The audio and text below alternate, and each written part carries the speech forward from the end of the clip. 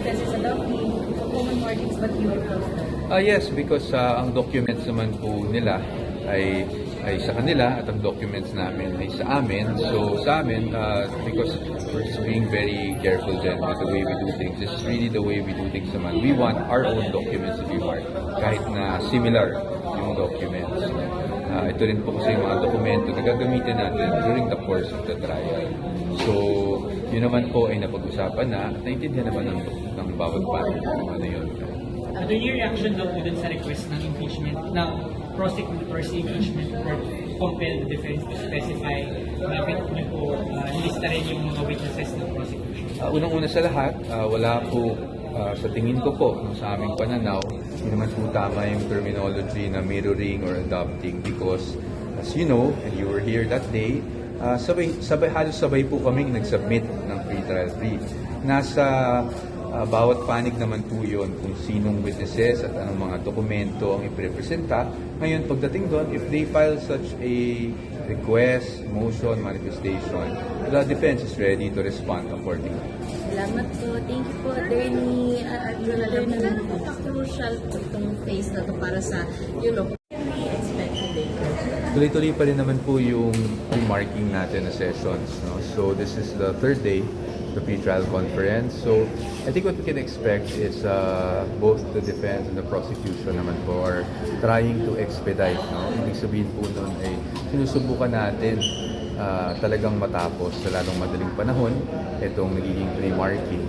At we're working on it together. So hopefully naman po maging maganda yung takbo.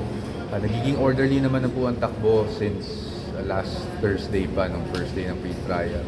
So we're very hopeful na matapos natin to. But again, the dami ng dokumento, which is normal for a case such as this. In-expect natin baka hindi tayo matapos ngayong araw, baka umabot hanggang bukas or even Thursday, which is the original schedule naman po of the pre-trial conference. So, tingnan lang po natin, mamaya po, magbibigay pa kami ng karagdagang update sa inyo kung nasa na tayo sa marking. Attorney, may sinabi po kasi si Congresswoman Ministro na may proposal sila na common markings para sa same document, yung documents ng prosecution, which the defense is adopting, so common markings but you are close to. Yes, because ang documents naman po nila ay sa kanila at ang documents namin ay sa amin. So sa amin, because we're just being very careful din with the way we do things. This is really the way we do things naman. We want our own documents to be marked kahit na similar yung documents. Ito rin po kasi yung mga dokumento na gagamitin natin during the course of the trial. So yun naman po ay napag-usapan na at naintindihan naman ng bawat party kung ano yun.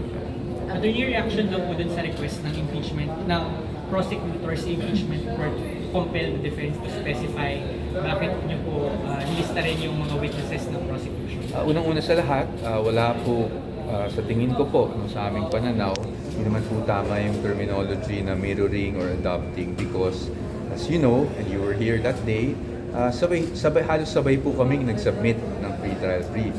Nasa bawat panig naman po yun kung sinong witnesses at anong mga dokumento ang iprepresenta.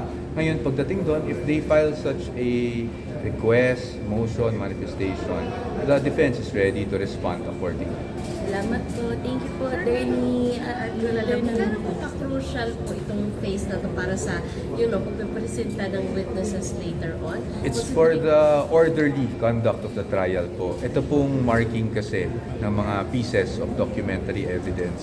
Ito po ay for identification purposes. Meaning, ibig sabihin po nun, minamarkahan natin siya para pagdating ng trial, ang mangyari na lang po ay we will refer to these documents as Exhibit 1, Exhibit 2, para naman po, kaya siya crucial kasi para maging smooth yung ating trial. At ginagawa to hindi lang naman po dito sa impeachment court, pati na rin po sa regular courts. Ginagawa po talaga. Kaya sanay naman po yung mga abogado natin sa mga ganitong bagay. Attorney, follow up lang doon sa kasi I think kung yung raised kahapon sa pagtatanong na is there a possibility na kaya niyo kinuha yung ibang mga witnesses nilista is because they might be hostile witnesses.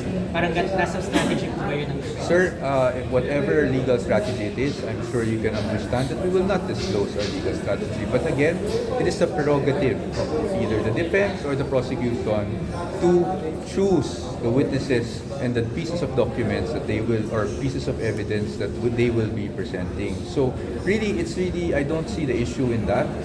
But again, if they are willing to file the manifestation, tayo po, respeto po natin sila, but we will also respond accordingly. No? Because we keep on harping on this issue when in fact sabay naman pong nagbigay ng pre-trial brief, and it is well within the prerogative of each party to identify and present the witnesses that they would like to present.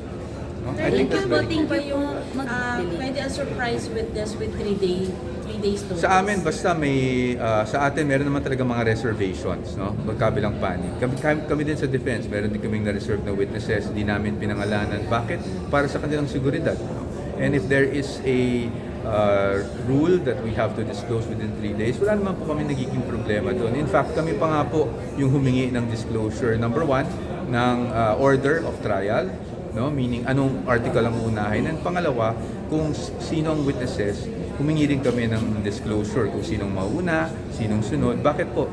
Kasi po, para po makapaghanda ang bawat panig, ang prosecution at defense, at pati na rin po ang impeachment court, ang ating senator judges. No? At kami din naman po sa defense, kung hiningi namin yun sa prosecution, willing din naman po kami na kami rin ay sumilalim sa ganong disclosure. No? Okay? Thank you so Thank you. much. Good morning. Good morning po sa inyo.